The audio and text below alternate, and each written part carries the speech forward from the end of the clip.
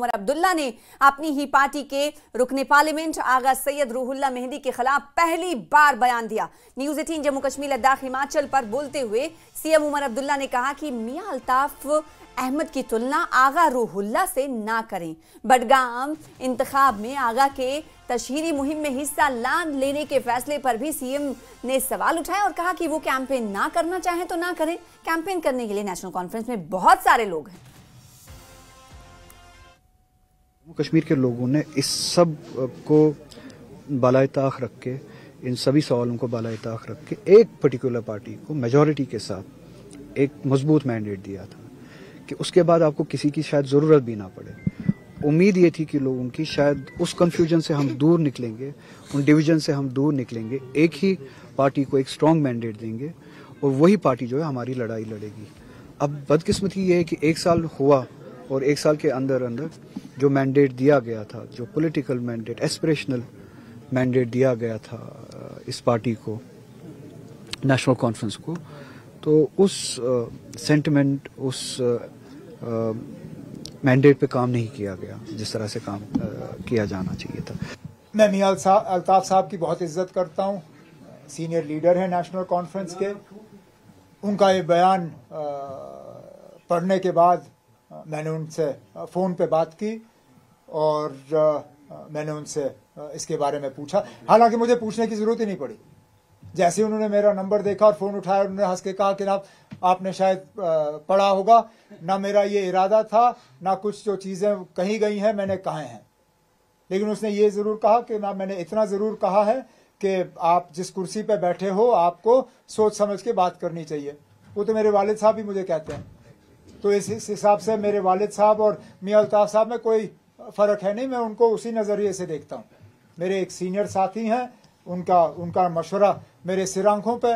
बाकी मैंने एक उनके बेटे के हिस्से से ही समझ लीजिए, मैंने उनसे ज़रूर एक गुजारिश की। मैंने उनसे कहा मियां साहब, जब भी कोई मुझसे बात करनी हो तो मीडिया को छोड़ के आ जाइए ना, बंद कमरे में बात करेंगे, ना उनको पता होगा ना बाकियों को पता होगा, हम ही बात कर लेंगे, उतना ही ठीक है। वो उनकी तो मैं बात ही नहीं करूँगा। उनका ना आप किन लोगों को एक प्लेटफॉर्म पे ला रहे हो ना, कहाँ मियां अल्ताफ और कहाँ वो। मैंने कभी किसी को कैंपेन करने के लिए या कैंपेन ना करने के लिए मजबूर नहीं किया है। नहीं करना चाहते ना करें ना, कोई बात नहीं। बहुत हैं नेशनल कॉन्फ्रेंस में जो और कैंपेन कर सकते हैं। एनसी के मेंबर ऑफ पार्लियामेंट आगा रूहुल्ला ने सीएम उमर पर हमला बोला। चुनावी वादों से भटकने का इल्जाम लगाते हुए आगा रूहुल्ला ने कहा कि सीएम उमर को आवाम से माफी मांगनी चाहिए और अपना ओहदा छोड़ देना चाहिए। से इलाहिदगी इख्तियार करे, मुझे ये फिक्र कहाँ होगी क्या मेरी उनसे इलाहिदगी है या नहीं है। मेरा सवाल उनसे ये भी आज भी है और आप इस सवाल का जवाब लेके आइए। क्या जो मैं बातें करता हूँ, जो सवाल मैं करता हूँ, क्या ये नेशनल कॉन्फ्रेंस का एजेंडा नहीं है? और अगर ये नेशनल कॉन्फ्रेंस का एजेंडा है तो मैंने अलहदा रास्ता इख्तियार नहीं किया है, उन्होंने गलत रास्ता इख्तियार किया है। तो अगर किसी को अपनी जगह से दूर हटना चाहिए, उतरना चाहिए, माफी मांगनी चाहिए, वो उन्हें। मुझे वहीं डिप्टी सीएम सुरेंद्र चौधरी ने बीजेपी पर हमला बोलते हुए कहा कि जिन्होंने वोट चुराए हैं वो हम पर कुप्रबंधन का यानी मिसमैनेजमेंट का इल्जाम लगा रहे हैं। उन्होंने कहा कि बीजेपी ऐवान की कार्रवाई में बाधा डालना चाहती थी, खलल डालना चाहती है और बीजेपी के जो एमएलए हैं सिर्फ दिखावे के लिए ये नाटक रच रहे हैं। साथ ही साथ रुकने पार्लियामेंट सैयद आगा रूहुल्ला मेहदी पर सीएम उमर अब्दुल्ला के बयान पर भी रिमार्क्स देते हुए सुरेंद्र चौधरी यानी डिप्टी सीएम ने कहा कि ऐसा नहीं है कि सीएम बदले की भावना से बात कहेंगे। उन्होंने कहा है कि अब्दुल्ला जो खानदान है उसका दिल बहुत बड़ा है और वो कभी नीचे नहीं गिरेंगे। देखिए, हम पे इल्जाम कौन लगा रहा है? जो वोट चोर हैं। ये 4 दिन पहले ही चोरी की है, लेकिन इतने मैं देखा कोई बेशर्मी की भी हद होती है यार। बंदा होता है कि मैंने चोरी की है, शर्म के मारे हफ्ता 10 दिन मुंह नहीं दिखाता, लेकिन ये आज ही सामने आ गए। और वो भी मजा तब था कि असेंबली लगी, आप सवाल पूछिए और सवाल का जवाब भी सुनिए। वो सिर्फ वहाँ पे हंगामा खड़ा करना चाहते हैं, वो एक तमाशा करना चाहते हैं कि असेंबली के अंदर उनको लोगों के साथ कोई लेना देना नहीं। अगर उनको सही मायने में लोगों के साथ लेना देना होता तो मेरे सवालों का जो हमारे ऑनरेबल मिनिस्टर या हम जो जवाब देते हैं तो उनको जवाबों को सुनना चाहिए। वो बीच में ही कटाक्ष करना शुरू करते हैं। क्यों? क्योंकि उन्होंने रील के आगे आना है और शाम को दिखाना, देखो हमने जम्मू के लिए कितना कुछ बोला। लेकिन इन्हीं को पूछो, ये जम्मू फ्लड में खत्म हो गया, तबाह हो गया, लोग आपकी जान को रो रहे हैं, आप बताओ जम्मू के लिए क्या किया? आपके सामने जब सीएम साहब को पूछने बोलते मुआवजा क्यों नहीं मिला, ओ भैया आपके ऑनरेबल होम मिनिस्टर साहब यहाँ जम्मू कश्मीर में आए, आपके ऑनरेबल एग्रीकल्चर मिनिस्टर आए, तो जब वो यहाँ से वादा करके गए कि हम मुआवजा भेजेंगे, तो जाके दिल्ली पूछो ना मुआवजा अभी तक क्यों नहीं आया। उनको पूछने के बजाय रोज हमारे पीछे पड़ जाते हैं। क्यों? क्योंकि डर लगता है, उनको पूछ नहीं सकते। यहाँ पता है कि हम शाम को रील भेजेंगे, देखो मोदी साहब, देखो अमित शाह साहब, देखो हमने उमर अब्दुल्ला सरकार को कितना घेरा। लेकिन सच्चाई ये है कि लोगों की बददुआएं इनको लगेंगी। क्यों लगेंगी? कि लोगों के मुद्दे नहीं उठा रहे, ये सिर्फ तमाशा कर रहे हैं, और तमाशा ज्यादा देर नहीं चलेगा। अगर रावण का नहीं अहंकार नहीं चला तो अहंकार इनका भी नहीं चलेगा। चौधरी साहब, आज पहली बार चीफ मिनिस्टर ने आगा रुहुल्ला मेहदी साहब के खिलाफ जो है ऐसा जो है बयान दिया और कहा कि कंपेयर नहीं करना चाहिए मियां अल्ताफ साहब को और आगा साहब को, और वो इस बारे में उनके बारे में बात भी नहीं करना चाहेंगे। तो हालांकि आपने भी कुछ दिन पहले इसी तरह का बयान दिया था, फिर आपने क्लैरिफिकेशन भी दी, तो किस तरह से आप समझते हैं कि देखो मैं कोई क्लैरिफिकेशन नहीं दी। जैसे मुझे पहले दिन सवाल मिला मैंने जवाब दे दिया, दूसरे दिन सवाल पूछा मैंने जवाब दे दिया, मैंने वो जवाब दिया। क्लैरिफिकेशन मैं क्यों दूंगा? क्योंकि मैं गलत है ही कहीं नहीं। तो दूसरी बात रही जहां तक आगा साहब का क्या है और मियां साहब का आप पूछ रहे हैं, मुझे तो मैंने उनके बयान सुने ही नहीं, और जब मैं बयान सुनूं, चीफ मिनिस्टर का मैं पूछ रहा हूं कि आपको लगता है कि अब वो पैमाना जो है लबरेज हो गया है, सब्र का पैमाना? नहीं, आज पहली बार सीएम साहब का दिल बहुत बड़ा है, और ये अब्दुल्ला खानदान है जनाब, शेख साहब से लेके डॉक्टर फारूक साहब से लेके उमर अब्दुल्ला साहब, ये बड़ा खानदान है। इस खानदान ने एक जमीन में पड़े हुए इंसान को आसमान तक पहुंचाया। कई एग्जाम्पल हैं, मेरी एग्जाम्पल सबसे सामने आपकी है कि एक वो आदमी जो एक बड़े छोटे परिवार एक गांव से उठ के आया और उसको जम्मू कश्मीर का डिप्टी चीफ मिनिस्टर बना दिया। इसलिए ये अब्दुल्ला खानदान है, और अब्दुल्ला खानदान के अंदर वो एटीट्यूड नहीं है कि हम किसी से बदले की भावना ये रखते हैं। नहीं, ये हमेशा इन्होंने लोगों को पाला है, पोसा है, और मेरे जैसी एग्जाम्पलें आपके सामने हैं। मियां साहब के बयान को किस तरह से देखते हैं? मैं आपको सच बोलूं, मैंने मियां साहब का बयान सुना ही नहीं। अगर सुना होता मैं कुछ बोलता, लेकिन मियां साहब एक पीर है हमारे, एक मुर्शिद हैं, और उनकी रिस्पेक्ट करते हैं हम, और रिस्पेक्ट करते रहेंगे। Thank you. और राज्यसभा रुकने पार्लियामेंट बीजेपी के गुलाम अली खटाना ने कहा कि नेशनल कॉन्फ्रेंस के रुकने पार्लियामेंट मियां अल्ताफ और आगा सैयद रूहुल्ला का पूरा मामला नेशनल कॉन्फ्रेंस की एक चाल है। खुद ही सत्ता में है और खुद ही अपोजिशन की जगह भी ले रहे हैं। नेशनल कॉन्फ्रेंस जो है वो लोगों को बेवकूफ बनाने में माहिर है। उन्होंने पहले एक एमपी को रखा था कि आपको थोड़ा सरकार के खिलाफ रहना है ताकि हम अपोजिशन का भी स्पेस रखें, और लोगों ने मैंडेट दिया है और उनकी मांगों पे उतर नहीं पाए, तो बाकी अपोजिशन वाले नेता ये कहेंगे इनको तो घर में ही अपोजिशन हो रही है। तो ये सब अंदर से एक ही गेम है इनका।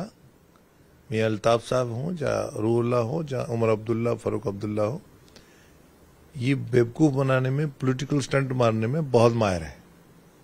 लेकिन आज सोशल मीडिया के जमाने में इनको थोड़ा सा तकलीफ हो रहा है कि पहले तो इनकी बात पहुंचती नहीं थी नीचे, ये तो मस्ती मारते थे, ये तो पैसे डाइवर्ट करते थे, ये तो पैसा खुर्द बुर्द करते थे डेवलपमेंट का। लेकिन आज कश्मीर का जो नौजवान है वो कहीं ना कहीं सोशल मीडिया के माध्यम से, पोर्टल के माध्यम से, अखबार के माध्यम से, टीवी के माध्यम से ये नंगे हो जाते हैं। लेकिन मियां अल्ताफ का जिस तरीके से बयान आया, उन्होंने कहा कि नेशनल कॉन्फ्रेंस ने अपने मैनिफेस्टो में कुछ ऐसे वादे कर लिए जिसके बारे में उसको पता नहीं था कि वो उनको पूरा कर पाएंगे नहीं कर पाएंगे, हालात क्या हैं। उमर साहब को उन्होंने गवर्नेंस पर, जॉब पर ध्यान दें। तो ये जो तमाम चीजें हैं ये तो नेशनल कॉन्फ्रेंस के अंदर से ही आ रही है। देखिए, उनको ये थी उम्मीद कि 15 से 20 एमएलए आएंगे, ये उनको उम्मीद ही नहीं थी कि हम 41 पे आएंगे। ये एक लोगों ने एक ऐसा बयान, ऐसी सपोर्ट ना चाहते हुए एक बड़े तबके ने नेशनल कॉन्फ्रेंस को सपोर्ट करी, ना चाहते हुए भी उन्होंने नेशनल कॉन्फ्रेंस को वोट दिया है 15 से 41 जाने में। वो एक बहुत बड़ा तबका है जम्मू कश्मीर का। वो चाहते, उनको मालूम है कि हमारा कत्ल यही करते हैं, इन्होंने करा है, ये वोट बैंक तक ही रखते हैं। लेकिन अब ये होशियार हो गए हैं। अब ये है कि ना ये रिजर्वेशन दे सकते, ना ये रिजर्वेशन ले सकते, बट पंडोरा बॉक्स खोल रखा है। एक एमपी को लगाया, वो मुखालफत करेगा, एक को कहेगा नहीं नहीं हम रिजर्वेशन पे ये कर रहे हैं। तो ये अपोजिशन का स्पेस और सत्ता पक्ष का दोनों एंजॉय करते हैं। पीपल्स कॉन्फ्रेंस के सदर सज्जाद गनी लोन ने राज्यसभा चुनाव में बीजेपी की चौथी सीट जीतने पर एनसी पर सवाल खड़े किए। सज्जाद गनी लोन ने कहा कि सीएम से सवाल पूछना चाहते हैं कि आखिर तीसरे उम्मीदवार को 31 वोट क्यों दिए गए। यहां सरकार के 1 साल पूरे होने पर भी सज्जाद गनी लोन ने नेशनल कॉन्फ्रेंस पर सवाल उठाया और कहा कि उन्होंने अपने मैनिफेस्टो में झूठे वादे करके सबको बेवकूफ बनाया। अगर इलेक्शन कमीशन भी कहता है कि जीतने के लिए 28.1 वोट्स चाहिए थे, तो कैंडिडेट नंबर 3 को 31 वोट्स क्यों डाले गए? सिंपल एंड स्ट्रेट फॉरवर्ड, ताकि बीजेपी की जीत जो है वो मुमकिन बनाई जा सके और उनको जो है हॉर्स ट्रेडिंग में आसानी हो। नंबर 2, अगर ये इतना कॉन्फिडेंट थे कि ये चारों सीटें जीत रहे हैं, तो कांग्रेस को क्यों नहीं उन्हें सीट नंबर 1 या सीट नंबर 2 दी? कि या वो डील का हिस्सा था, मैच फिक्सिंग का हिस्सा था कि इनको 2 तो 2 चौथी, 1 या 2 नहीं। तीसरा, कल फारूक साहब ने बयान दिया, उन्होंने बोला कि बीजेपी ने उनको ऑफर की थी कि आप हमें 1 सीट दो, 3 आप लो। तो इसका मतलब डायलॉग चल रहा था, जो हम बार बार कह रहे हैं, तो डायलॉग तो चल रहा था। क्या इन्होंने अपने एलाइज को बोला कि इनका डायलॉग चल रहा है बीजेपी के साथ? और चौथी बात जो मोस्ट इंपॉर्टेंट है, इन्होंने बताया कि इनको मालूम है वो 4 कौन है। It is a moral imperative, इनको किसी भी हालत में वो नाम बोलने चाहिए, चाहे वो इनकी अपनी पार्टी के, मगर बोलना किसी भी हालत पर चाहिए। लेकिन ये जो नाम नहीं ले रहे हैं, ही इज गिल्टी। बाकी ये देखिए आप, एब्सटेन पर ये हम पर इल्जाम लगा रहे हैं, एब्सटेन करने से कि आपका जी जो है ये जी सपोर्ट कर रहे हैं उनको। अल्लाह माफ करे, अल्लाह माफ करे, अगर हमने वोट डाला होता तो आज मैं कहां घूमता बोलने की यार मैंने। और विपक्ष के नेता सुनील शर्मा ने कहा कि विधानसभा की कार्यवाही सामान्य रही और हमें उम्मीद है कि सरकार संजीदगी से काम करेगी। साथ उन्होंने कहा कि सरकार वैसे भी हर मोर्चे पर फेल हो चुकी है। अपोजिशन सुनील शर्मा जी हमारे साथ मौजूद है। सर, आज के जो प्रोसीडिंग्स रही तो उस हवाले से जानना चाहेंगे। सर, नॉर्मल थी, ऐसी कोई नहीं। हर एमएलए अपने अपने कंसर्न जो कंसर्न थे उनके वो रेज कर रहे थे और सरकार की नोटिस में लाया। उम्मीद है, वैसे सरकार गंभीर तो नहीं है, सीरियस तो नहीं है, लेकिन हर एमएलए ने अपना फर्ज निभाया। हमने भी पार्टी की तरफ से इश्यूज उठाए हैं, अब देखते हैं कितना वो करते हैं उनको। Thank you. बिल्कुल, ये सुनील शर्मा जी थे, तो उन्होंने कहा कि आज स्मूथ जो है प्रोसीडिंग चली, लेकिन सरकार जो कहीं ना कहीं अपने एजेंडा से भी डिविएट हो रही है और आने वाले दिनों में ये उस मसले में मजीद जो है सूरत ला सकते हैं। न्यूज़ 18 के लिए अयूब खान के साथ सेनर से मुदस्सिर कादरी। असेंबली सेशन को लेकर वजीर सेहत सकीना इत्तू ने कहा है कि सेशन तो लोगों के इश्यूज के लिए होता है ताकि लोग वहां पर बात कर सके और ऐवान में जो भी सवाल आए उन पे बात हुई। इसके अलावा बांडीपुरा के जॉन्डिस के मामलों पर सकीना इत्तू ने कहा कि डिपार्टमेंट ने वाटर सैंपल्स ले लिए हैं ताकि लोगों को इस बीमारी से बचाया जा सके। हेल्थ सकीना इत्तू हमारे साथ मौजूद है। मैम, किस तरह से आज की प्रोसीडिंग्स को देखती है? हालांकि ये तवक्का की जा रही थी कि हंगामा खैज सेशन होगा, लेकिन ऐसा भी कुछ नहीं हुआ। हालांकि क्वेरीज जो है काफी उठाई।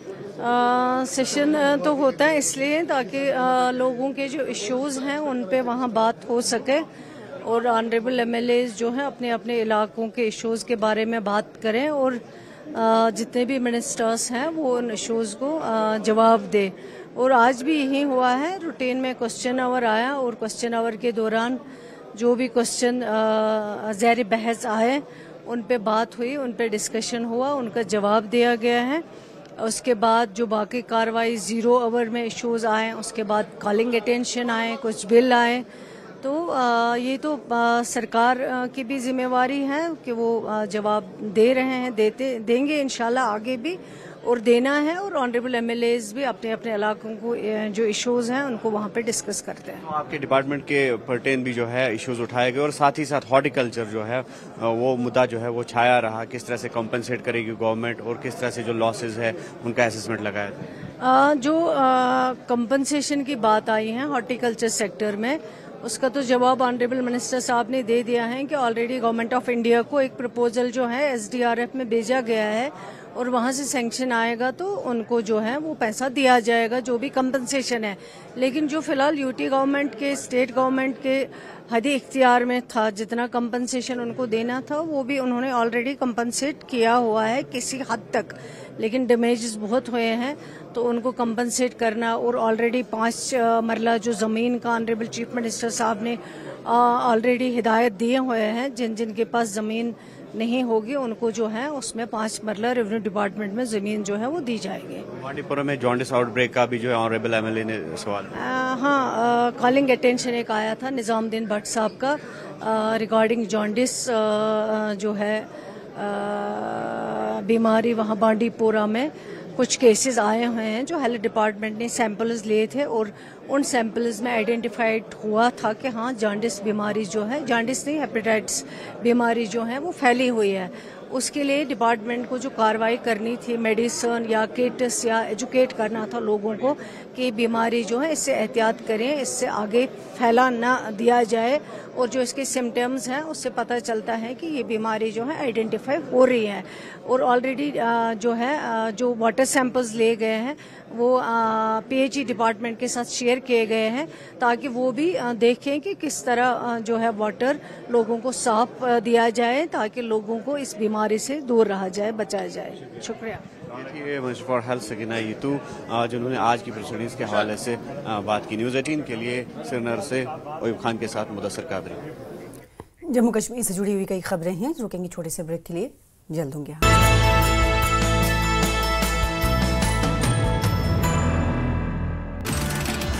सीएम उमर अब्दुल्ला का बड़ा बयान, मैं रुल्ला के बारे में बात नहीं करना चाहता, मियां अल्ताफ की तुलना रुल्ला से न करें।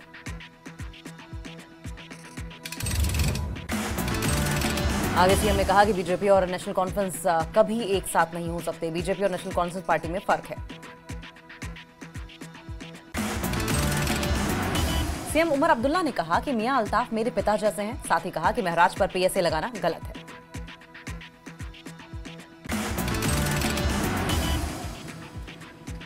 डोडा के दूर दराज क्षेत्र में 26 राष्ट्रीय राइफल्स का निःशुल्क चिकित्सा शिविर, करीब 600 लोगों ने करवाई स्वास्थ्य जांच।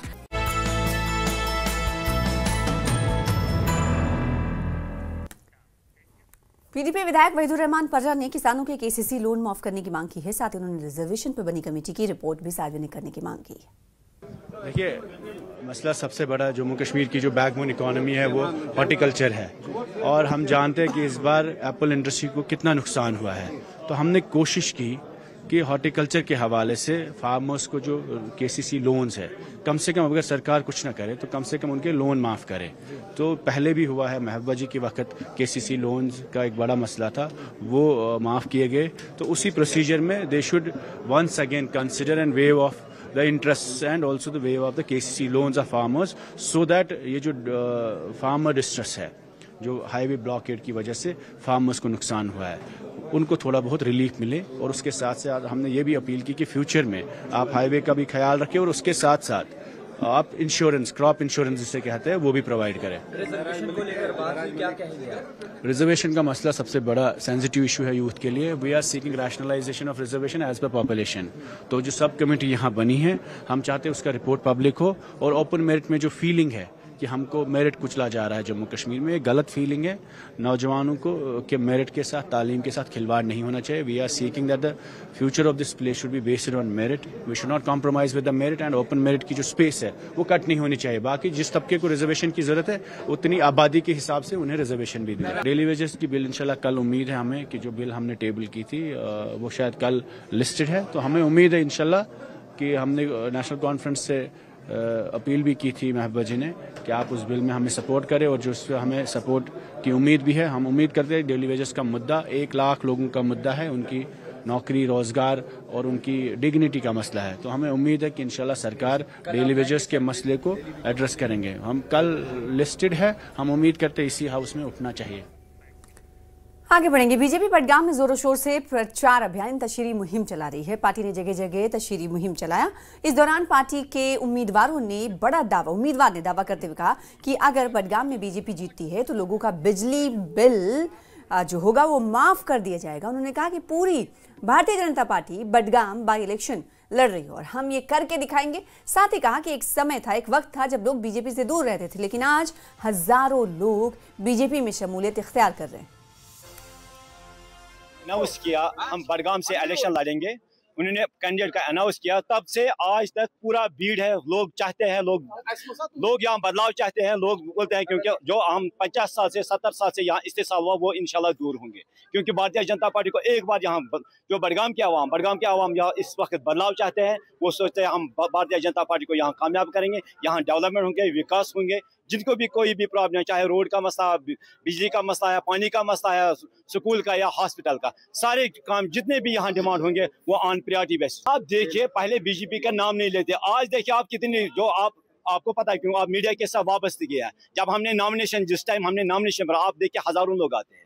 आज लोग चाहते हैं बीजेपी को, क्योंकि उन्होंने जो 2014 से जो उन्होंने डेवलपमेंट की, खासकर मैं बडगाम की बात कर रहा हूँ, जो हमारे 50 साल से डिस्ट्रिक्ट हॉस्पिटल की डिमांड थी, वो भी हमारे 2 साल से यहाँ काम चल रहा है। 5 स्टोरी तो तैयार है, इसके साथ क्रिटिकल हॉस्पिटल 100 बेड तैयार है। आप देखिए कितने प्रोजेक्ट यहाँ बडगाम।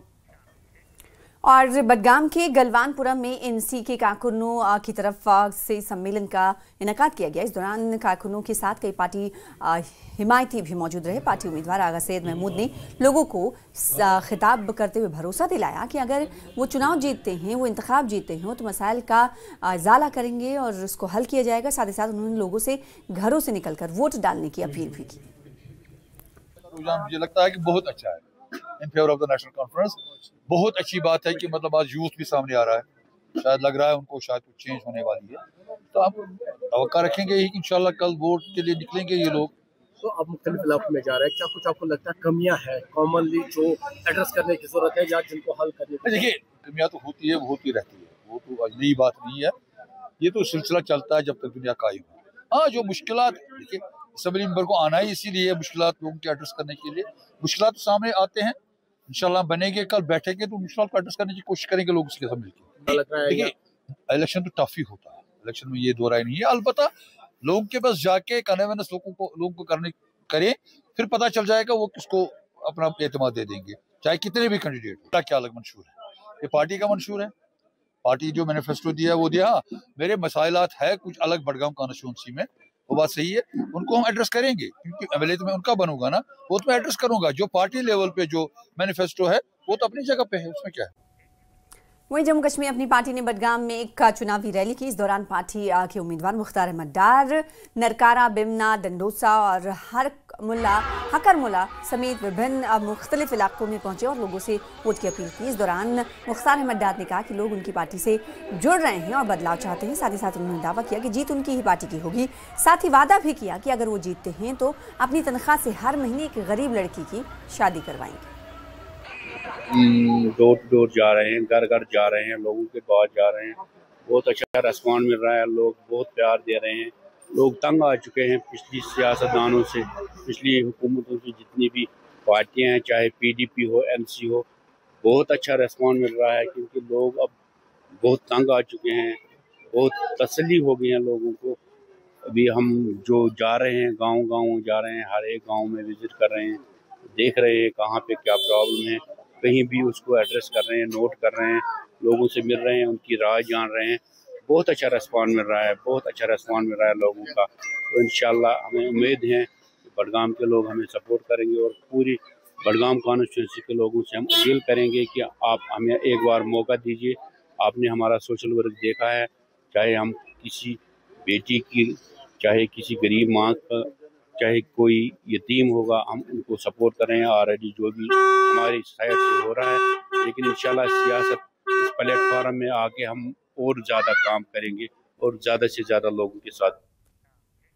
न्यूज़ 18 से बातचीत में एसएसपी जम्मू और वरिष्ठ बीएसएफ अधिकारी ए.के. सिन्हा ने कहा कि हर मोर्चे पर हार का सामना कर रहा पाकिस्तान ड्रोन के जरिए जम्मू कश्मीर में नशीली अशिया भेजने की पुरजोर कोशिश कर रहा है, लेकिन मुख्तलिफ जो सुरक्षा एजेंसियां हैं, सिक्योरिटी एजेंसियां हैं, उनके बीच बेहतर तालमेल ने अब तक उनके सभी नापाक मंसूबों पर पानी फेर दिया है। साथ ही उन्होंने कहा कि सिक्योरिटी एजेंसियों को खुफिया तौर पर, खुसूसी तौर पर जो जानकारी मिल रही है कि पाकिस्तान नार्को टेररिज्म समेत दहशतगर्दी को फैलाने के लिए पंजाब से जम्मू तक की सरहदों पर ध्यान मरकूज कर रहा है, लेकिन उन्होंने ये भी कहा कि बीएसएफ, जम्मू कश्मीर पुलिस और दीगर सिक्योरिटी से जुड़ी एजेंसियां जो हैं इस पर कड़ी नजर रख रही हैं।